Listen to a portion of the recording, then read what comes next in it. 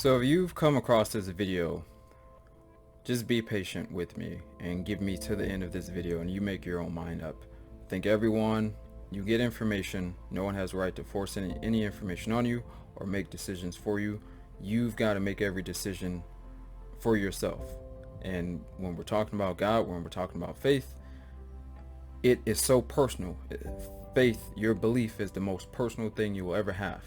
No one can take it away from you, or no one can force it on you. You make up your mind according to your own will. So stick around. I'm actually begging you to stick around. If you run across this video, just wait till the end. Let me give you this message and make up your own mind.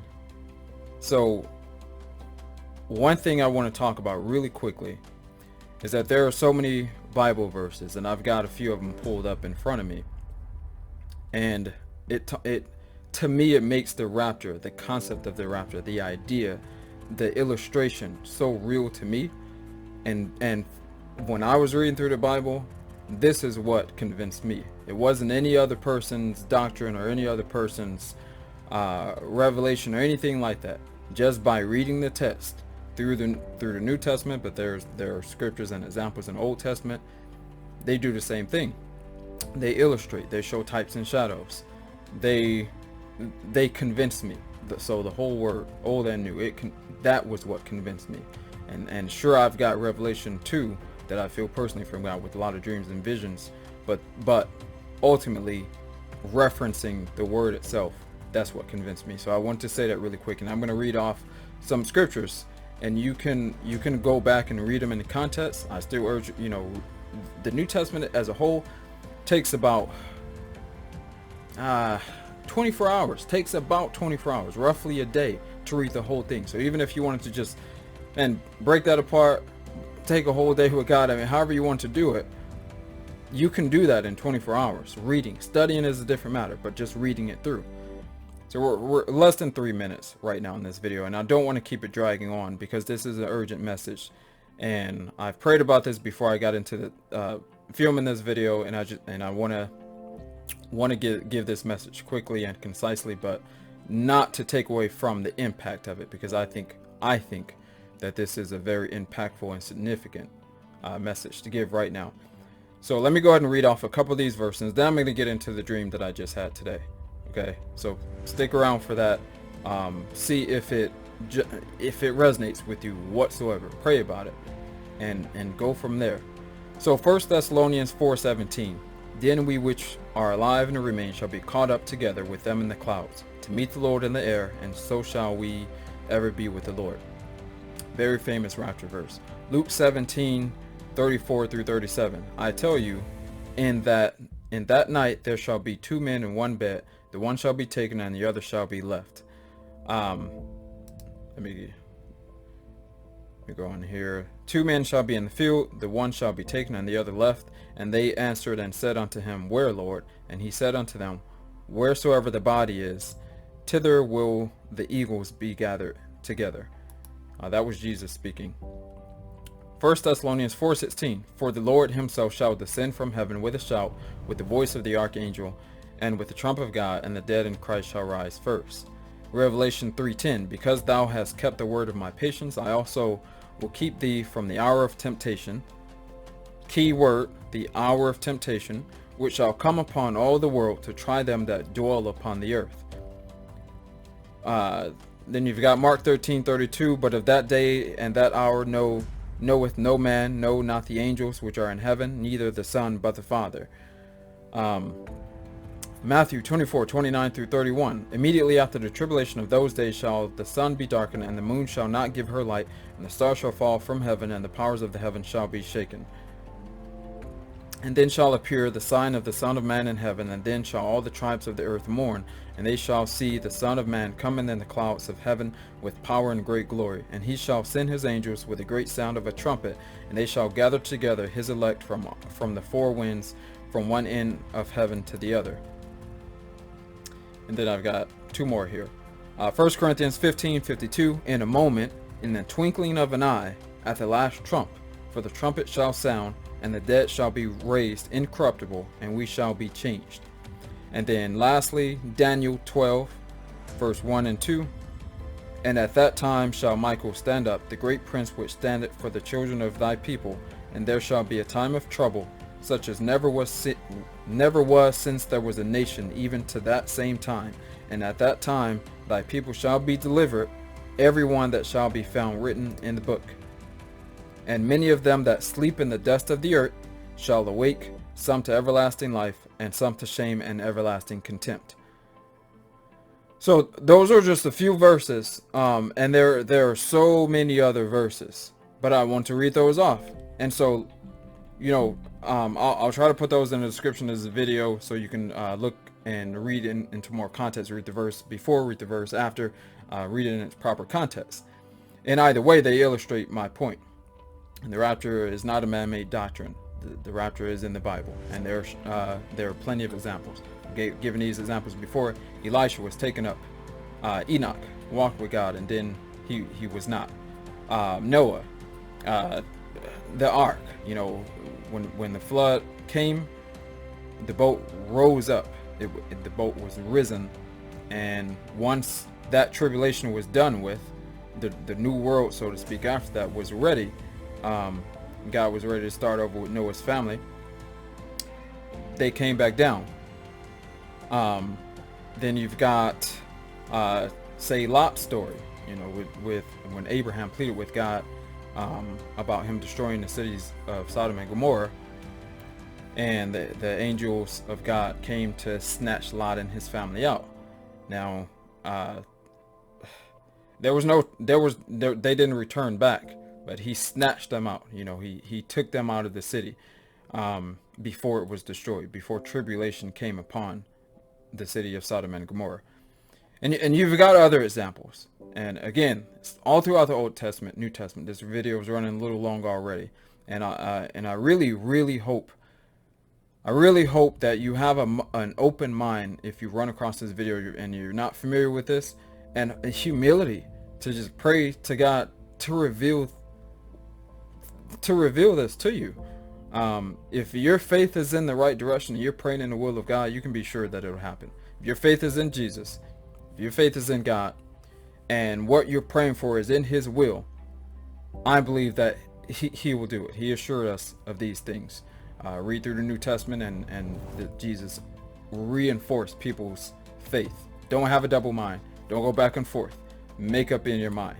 And that's what we have to do with our faith. Make up in our mind. And we don't, that means regardless of what happened, say if this was wrong, because we could pass from here anytime.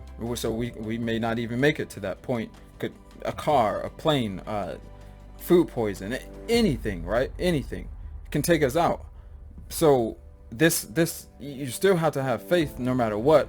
And so regardless of the timing, the placement, the what if, any of that, when you come to the faith, you stay in the faith. And that's how you can be sure of your salvation. If you leave the faith, you're leaving God essentially. You're saying, I know better than you, or I don't want it anymore. You're leaving, and God cannot force you, snatch you into his will if you don't want to be, because he's not going to force us. So let me tell this dream really quickly. I've got it noted down because I always have to. I've been making a strong point to note all of these dreams down. And mind you, these things really started strongly. They've never hit me like this before. I've never gotten this revelation from God in this volume in this short amount of time. These started around Easter, so April 17th. I believe I had 2 that morning. It was at least 1, but I think I had 2 that morning. And they've been happening since then, consistently. So at this point, it's been about 10 of them. Maybe even more than that. I might have actually missed logging a couple, but let me get into this really quickly. So in this dream, I was on a trip, kind of like a school trip. Looked like some sort of summer school type of event. It was really hot. I know that for a fact. It was really hot, like scorching hot, and we've been having some record heat that, like, in this time right now, like it's mid-May basically, and we've had record heat levels in Central Illinois. And then so in the dream, it was really hot. I was with a group of people, like other students, other peers. And let me speed this up a little bit. At some point in the dream, it went from really hot to really cold, like a blizzard. And we were just like, no way. Like I remember someone saying in the dream, hey, it's snowing. And I looked out the window and I'm like, no, it's not snowing. Are you kidding? Like, it's hot as heck out here. Like, there's no way. The temperatures are ridiculous. But sure enough, start seeing snowflakes. And then those snowflakes start coming down more and more and more. And then strong winds, cold winds, and then literally, like, just all of a sudden it started just becoming like a blizzard outside. And it was just like, no way. Like, to the point where it was freezing doors. Like, it was hard to open or shut a door because there was ice. And it's just like, wow, okay. So that's what happened in the dream. Now, transitioning, this was in the daytime, right? So the dream suddenly transitioned to the night, and it's just like a switch of the setting. And I was trying to get other people to see, like, there was something from the sky coming to earth. Like, this is the thing, from all of these dreams, there's always something coming from the heavens. I'm just saying something because we've been told that there are planets and stars. The Bible, I believe, calls them signs. So whatever they are up there, something was coming down, and it was like a destructive type of thing. Like I don't know if it was just physically destructive or spiritual destructive, but I got the meaning that it was something with a purpose of destruction. And so, and that's always the case in these dreams. I see it, and I'm trying to tell people, don't you see that in the sky, that comet, that meteorite, that planet, that star, whatever it is, it's coming down, and like, we got to get out of here, or we're about to get out of here. Where's your faith? Like, that's always what I'm trying to figure out in a dream and let people know. Didn't change in this dream. That's the same thing. So I'm telling students who are around me, some of the students were still there, and for some reason it was just crazy because there was like, without being too like explicit, people were so concerned about, let's just say, fleshly things, like, and that was literally, it was like, that's what was going on. It was like people were trying to party, and then when I say party, like, it was like naked party type stuff. It was crazy, and I'm going to reference that again. But so my teacher in this dream, I don't know her. She wasn't a teacher of mine that I can recall ever in any grade school, high school, college, whatever the case.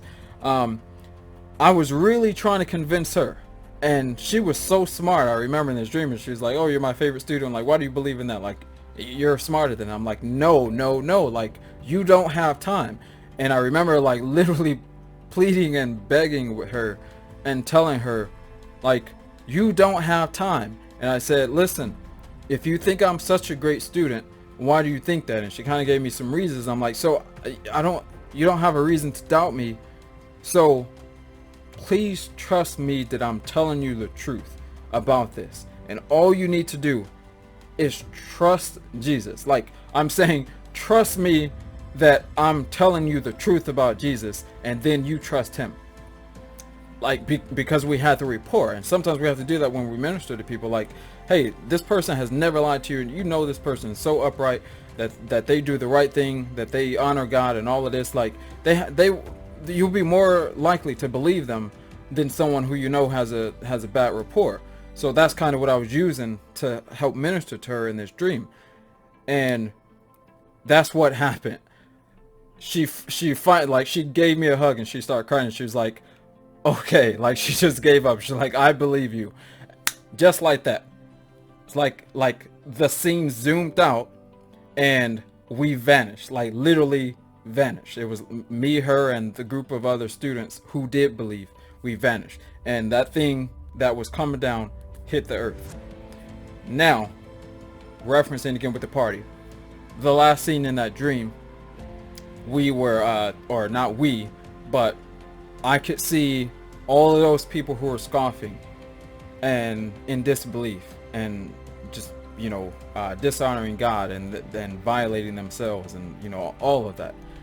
They were in some type of carnal party. It was like a Roman thing. Like, man, it was crazy. Like, a very, again, I don't want to get explicit. Just, humans who don't have a care in the world partying up like Sodom and Gomorrah. It was just like, yeah, free for all. Do whatever you want that's pleasing to your flesh. Do that. And that's what was going on in that dream at the last scene. But we were already gone. So it's a long video. Anyone who's here at this point, I appreciate it, and I ask that you share this with somebody who you think would be adherent to it. It's just, however you feel led. You know, I didn't start this channel to gain something, anything really. I started this channel to minister to people because God was pressing on me, and I felt like, okay, if there's another avenue I can take to minister to people besides talking to people, besides using Facebook or whatever other social media, I'll use YouTube. That was the whole point of me starting this, to edify in the Word of God. And when God gives me something urgent, I wanted to put it out there. So however you feel led to, pray about it, see if God reveals to you. And I want to leave this. I'll probably make another video, but there's a guy who confirmed some things to me about a previous rapture dream that I had, based off of his knowledge on Jewish customs and like the blood moon and stuff like that, which I believe is supposed to take place Sunday. What date is that? May 15th to the 16th, I believe. And it's just wild. It's just wild that there's so many pieces. God uses people as like these puzzle pieces. Like, it's gonna all fit together. He sees the end from the beginning to the end, and his orchestration is perfect.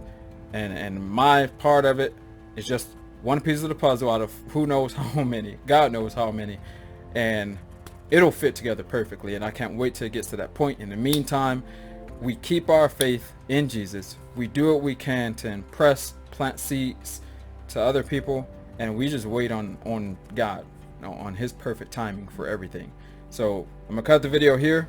I hope to do another video later about what I just referenced with the confirmation. And until then, you guys stay blessed, stay safe, stay blessed, and that's just keep in the faith. All right, bye.